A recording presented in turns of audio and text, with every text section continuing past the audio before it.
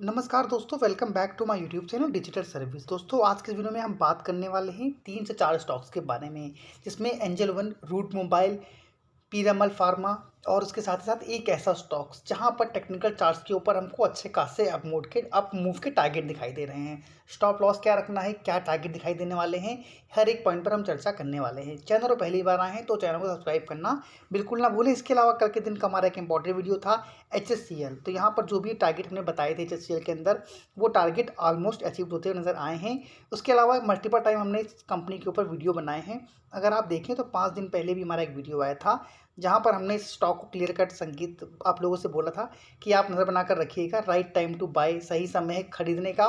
जहां पर देखें तो 5 दिन के अंदर हमको अच्छे खासे यहां पर अपसाइड के मूव भी दिखाई दिए हैं। तो जिन लोगों ने भी इस स्टॉक को लिया था टाइमली, उन्होंने प्रॉफिट बुक किया होगा, ऐसा मेरा मानना है। चलिए मैं समय के बाद यहाँ पर देखते हैं कि आज एंजल वन, रूट मोबाइल में क्या खास न्यूज़ थी जिनकी वजह से यहाँ पर हमको इनके शेयर्स में गिरावट दिखाई दी।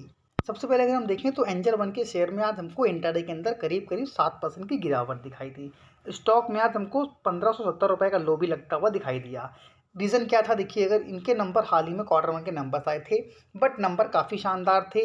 उसके बाद अच्छी खासी अपमूव भी दिखाई दी स्टॉक के अंदर। अगर आप लॉन्ग टर्म में देखें तो अभी भी यहाँ पर जो उन लोगों ने स्टॉक को होल्ड कर रखा है, अच्छे खासे रिटर्न यहाँ पर बनते हुए दिखाई दे रहे हैं। तो कंपनी फंडामेंटली काफ़ी स्ट्रॉन्ग है, स्ट्रॉन्ग बिजनेस मॉडल है। तो यहाँ पर बिजनेस में किसी भी तरह की दिक्कत नहीं है। तो दिक्कत देखिए क्या है, दिक्कत यहाँ पर देखिए ये हुई है कि यहाँ पर NSE ने इनके ऊपर बैन लगाया है 6 मंथ के लिए। किस चीज़ के लिए? On Boulding new sub broker, यानी कि ये 6 मंथ के लिए सब ब्रोकर को ऐड नहीं कर सकते हैं। उसकी वजह के कुछ रीज़न है, जहाँ पर देखिए बताया जा रहा है कि इन्होंने क्या किया है, इनकी जो मॉनेटरी पॉलिसी कुछ होती हैं, मॉनेटरी पेनल्टी भी यहाँ पर कंपनी के ऊपर लगती हुई दिखाई दी है, जिसकी वैल्यू बताई जा रही है करीब करीब 1,66,00,000। अब यहाँ पर पेनल्टी क्यों लगाई गई है? जो भी इनके APs होते हैं, यानी कि जो इनके ऑथराइज पर्सन होते हैं, उनके ऊपर इनको निगरानी रखनी होती है। तो ऐसा बताया जा रहा है, ऐसा मानना है कि ये इनके ऊपर निगरानी नहीं रख रहे थे, जिसकी वजह से इनके ऊपर ये पेनल्टी लगाई गई है। और यहाँ पर 6 मंथ के लिए पूरा पूरा ये बैन किए गए हैं न्यू जो भी इनके सब ब्रोकर हैं उनको ऐड करने के लिए। तो ज़रूर यहाँ पर शॉर्ट टर्म में इस कंपनी के ऊपर इम्पैक्ट पड़ने वाला है, क्योंकि जो सब ब्रोकर्स हैं इनकी वजह से काफ़ी अच्छे बिजनेस भी इन कंपनियों को बनते हुए दिखाई देते हैं। तो यहाँ पर क्योंकि नए लोग ऐड नहीं कर पाएंगे, तो हो सकता है इनके बिजनेस में थोड़ा बहुत हमको गिरावट दिखाई दे। लेकिन अगर हम बात करें लॉन्ग टर्म की, तो लॉन्ग टर्म के लिए कंपनी काफ़ी अच्छी है। उसके अलावा यहाँ पर जो एक और बात बताई जा रही है कि यहाँ पर इनको एक कंडक्ट करनी है इंस्पेक्शन। इंस्पेक्शन कंडक्ट करने के बाद यहाँ पर क्या बताया गया है कि आपको एक रिपोर्ट सबमिट करनी है, satisfaction of the exchanging with in a period of 6 month. तो 6 मंथ के भीतर भीतर यहाँ पर इनको एक रिपोर्ट सबमिट भी करनी है, जहाँ पर इनको बताना है कि हाँ, जो भी आपके नॉर्म्स हैं, जो भी पॉलिसीज़ हैं, हम उनको फॉलो कर रहे हैं, इसमें किसी भी तरह का ब्रेक डाउन नहीं है। तो इस वजह से आज यहाँ पर हमको इनके शेयर में गिरावट दिखाई दी।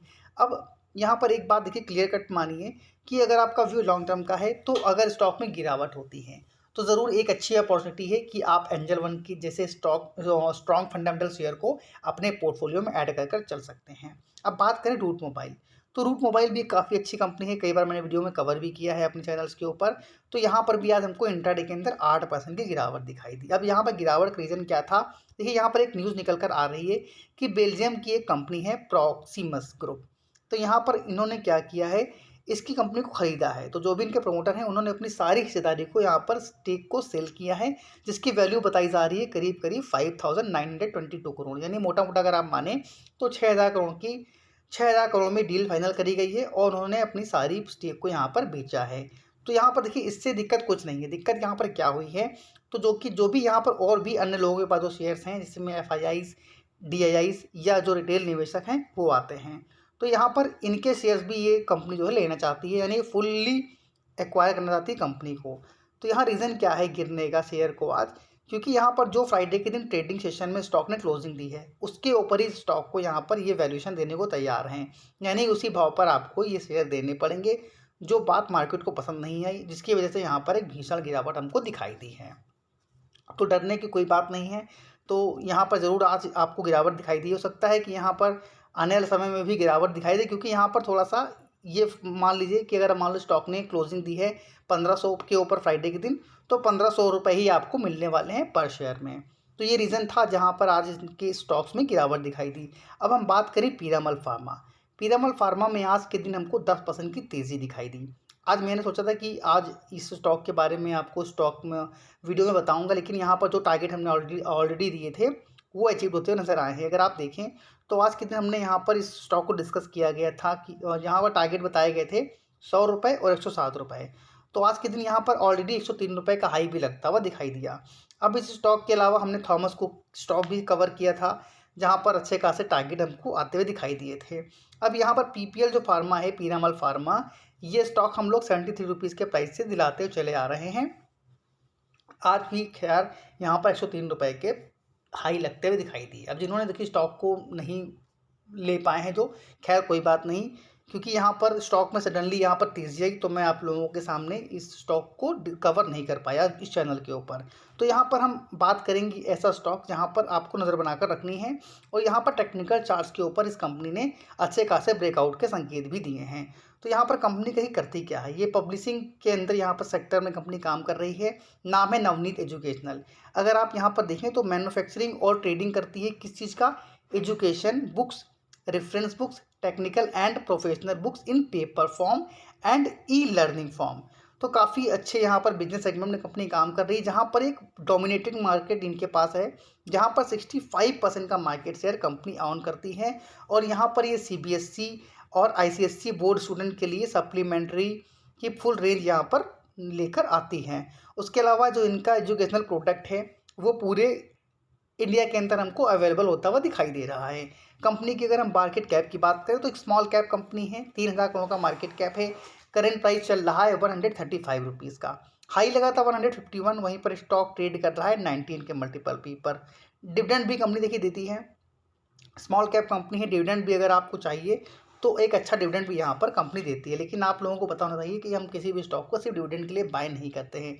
पहला आपको देखना होता है कंपनी का बिजनेस कैसा है, क्या फ्यूचर में कंपनी ग्रोथ करेगी, उसके अलावा कंपनी के फंडामेंटल्स कैसे हैं। तो अगर आप इनका फंडामेंटल देखें तो रिटर्न ऑन कैपिटल एम्प्लॉयड और रिटर्न ऑन इक्विटी 19 और 14 के आसपास हमको दिखाई दे रहा है। अब यहाँ पर अगर इनके हम सेल्स देखें तो 2020 में इनकी सेल्स रहा करती थी करीब करीब 1500 करोड़ की, जो कि 2021-22 में गिरी। उसके बाद यहाँ पर एक अच्छी मैसिव जंप दिखाई दे रही है, जहाँ पर इस साल इन्होंने अपने सेल्स को बढ़ाकर करीब करीब 1700 करोड़ का किया हुआ है। और ऑपरेटिंग प्रॉफिट मार्जिन भी इनका जो घटकर 14% का आ गया था वो बढ़कर 17% का हुआ है, जिसकी वजह से इनका जो नेट प्रॉफिट है वो भी हमको 204 करोड़ रुपये का जाता हुआ दिखाई दे रहा है। तो यहाँ पर नेट प्रॉफिट बढ़ा है, सेल्स बढ़ रही है, ऑपरेटिंग प्रॉफिट मार्जिन भी इन्होंने अपना सुधारा है, जिसकी वजह से आप लोगों को ज़रूर इस स्टॉक को रडार पर रखना चाहिए। उसके अलावा अगर हम बात करें इनके और भी फंडामेंटल्स जो पैरामीटर हैं, कंपनी के पास रिजर्व कितना है तो 1105 करोड़ का रिजर्व है, जिसके महज सिर्फ 288 करोड़ का यहाँ पर सिर्फ डेप्ट दिखाई दे रहा है। तो डेप्ट के कंपैरिजन में रिजर्व काफ़ी शानदार हैं। उसके अलावा कंपनी लगातार बेसिस पर अपने एसेट्स को बढ़ाती हुई नज़र आ रही है। अब यहाँ पर प्रमोटर के पास अगर देखें तो 63% से अधिक की होल्डिंग हमको यहाँ पर दिखाई दे रही है, जो कि यहाँ पर इन्होंने बढ़ाई, करीब करीब 62% से आसपास की उनकी होल्डिंग थी, बढ़कर 63% की हुई है। वहीं पर एफआईआईज ने अपनी होल्डिंग को लगातार बढ़ाया है और 3.10 से बढ़ाकर 3.42 कर दिया है। वहीं पर जो डोमेस्टिक इंस्टीट्यूशंस हैं 13.24% की होल्डिंग थी, घटकर 11.28% की है, लेकिन अभी भी 11% से अधिक की होल्डिंग इनके पास हमको दिखाई दे रही है। बाकी जो रेस्ट है पब्लिक के पास है। अब यहाँ पर अगर आप आज का दिन का देखें तो देखिए इनके जो वॉल्यूम है इनमें बढ़त दिखाई दी है। यहाँ पर आज हाई लगा था 137, ये एक अहम लेवल है, बहुत ही महत्वपूर्ण लेवल है, इसे ज़रूर कहीं पर आप नोट डाउन कर चलिए। क्लोजिंग दी है स्टॉक ने 135 रुपीज़ के ऊपर। अब यहाँ पर अगर टेक्निकल चार्ट्स पर देख लें आप वन डे कैंडल चार्ट्स के ऊपर, तो इनका एक महत्वपूर्ण रेजिस्टेंस है जिसका जो लेवल निकल कर आ रहा है वो 137 रुपीज़ का है, जहाँ पर स्टॉक ने जाने की कोशिश की बट वहाँ पर गिरावट आई। तो आप लोगों को इस स्टॉक को वॉच लिस्ट में ऐड करना है। जैसे स्टॉक 137 के लेवल को सस्टेन करेगा, आपको इसके अंदर एक अच्छी खासी तेज़ी दिखाई दे सकती है। वो तेज़ी कहाँ तक जा सकती है, मेरा ऐसा मानना है कि इसके अंदर आपको जल्द ही 142 से लेकर 155 रुपीज़ तक के टारगेट ईजिली दिखाई दे सकते हैं, अगर ये इस लेवल को सस्टेन करता है तो स्टॉप लॉस यहाँ पर एक ज़रूर रखना चाहिए आप लोगों को। अगर आप ट्रेडिंग कर रहे हैं वो स्टॉप लॉस यहाँ पर निकल कर आ रहा है आपका 132, तो रिस्क बहुत छोटा है, रिवार्ड बहुत बड़े हैं।